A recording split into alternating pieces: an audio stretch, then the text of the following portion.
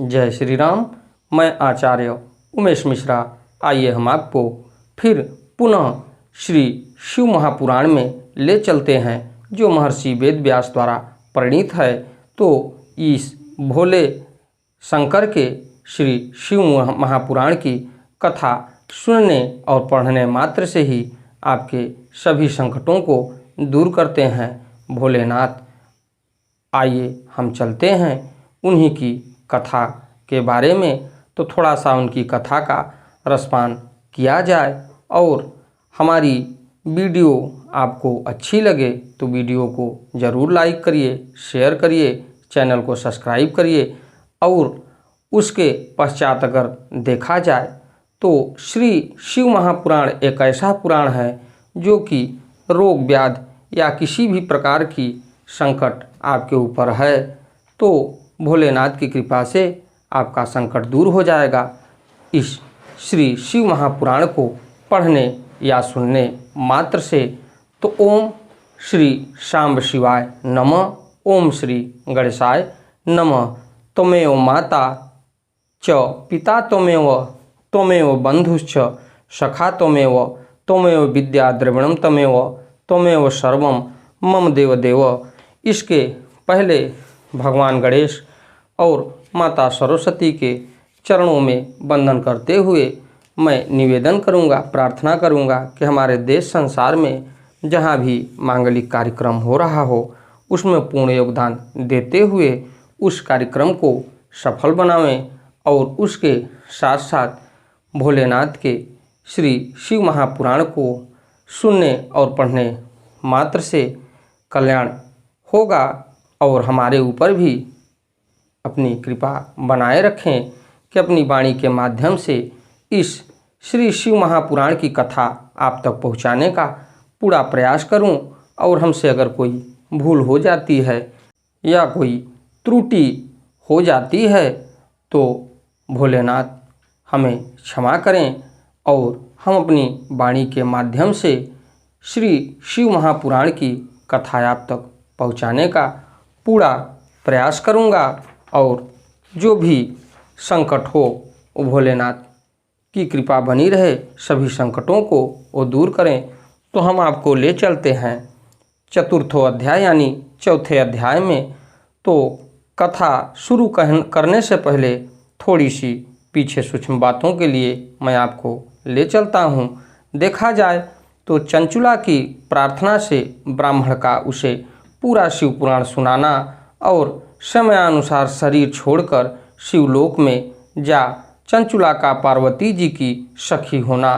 तो पिछली वीडियो में मैंने आपको भी बताया था कि चंचुला एक ब्राह्मण कुल में जन्म ली, लेकिन उसका कार्य और जीवन शैली कुछ ऐसी थी आगे चल के कि उसको बहुत यातना भोगना पड़ा, क्योंकि अंत समय में उसकी स्थिति जो उसका क्रियाकलाप था वो जानने सुनने से उसके मन में घबराहट होने लगी कि हम तो अंतिम समय में आ गए, लेकिन किसी समय में हमने बहुत बड़ी गलती की है।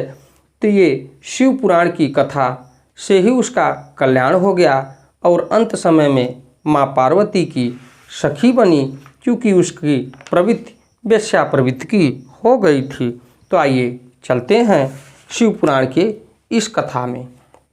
अगर देखा जाए तो तत्पश्चात उठकर वैराग्य युक्त तथा उत्तम बुद्धि वाली वह स्त्री जो अपने पापों के कारण आतंकित थी, उन महान शिव भक्त ब्राह्मण से हाथ जोड़कर गदगद वाणी में कहने लगी कि हे ब्राह्मण, हे शिव भक्तों में श्रेष्ठ, हे स्वामिनी, आप धन्य हैं, परमार्थ दर्शी हैं और सदा परोपकार में लगे रहते हैं। तो अब हम आपको चंचुला उवाच यानी चंचुला क्या बोली। ब्राह्मण शैव वर स्वामिन धन्यस्त्वं परमार्थ दृकुम परोपकार निरतो वर्णनीयः सुषासुधुषु उद्धारोद्वरम माँ साधो पतंतिम नरकाण्वे श्रुत्वायाम शकुथाम शैवीं पुराणार्थ विरिजिभिम ताम अगर देखा जाए तो उसके बाद चंचुला ब्राह्मण से बोली कि हे शिव भक्तों में श्रेष्ठ, हे स्वामीन आप धन्य हैं, परमार्थदर्शी हैं और सदा परोपकार में लगे रहते हैं, इसलिए आप श्रेष्ठ साधु पुरुषों में प्रशंसा के योग्य हैं। हे साधु, मैं नरक के समुद्र में गिर रही हूँ, आप मेरा उद्धार कीजिए, उद्धार कीजिए। ये चंचुला बोली, उद्धारो द्वारः माँ साधो पतंतिम नरकावणे श्रुत्वायाम सुखताम शैवीं पुराणार्थ वृजिम्भिताम विरक्त धीरहम जाता विषयभ्याश्च सर्वतः सुश्रद्धा महती हो तत्पुराण श्रवणो धुना। उसके पश्चात अगर देखा जाए तो वो बोली, मेरा उद्धार कीजिए, उद्धार कीजिए। पौराणिक अर्थ तत्व से संपन्न जिस सुंदर शिव पुराण की कथा को सुनकर मेरे मन में संपूर्ण विषयों से वैराग्य उत्पन्न हो गया है, उसी इस शिव पुराण को सुनने के लिए इस समय मेरे मन में बड़ी श्रद्धा हो रही है।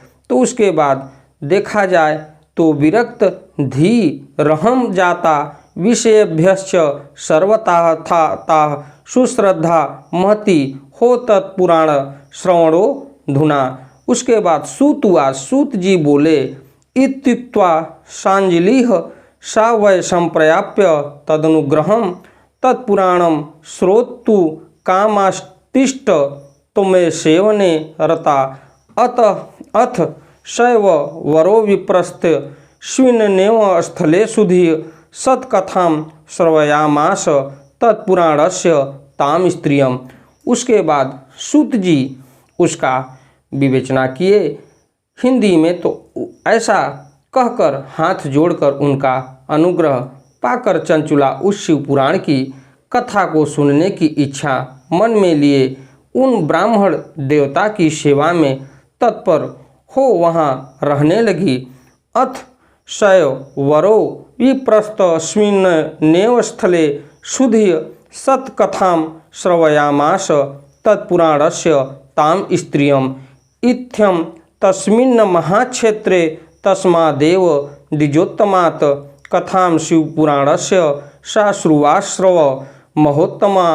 उसके बाद देखा जाए तो तदंतर शिव भक्तों में श्रेष्ठ और शुद्ध बुद्धि वाले उन ब्राह्मण देवता ने उसी स्थान पर उस स्त्री को शिव पुराण की उत्तम कथा सुनाई।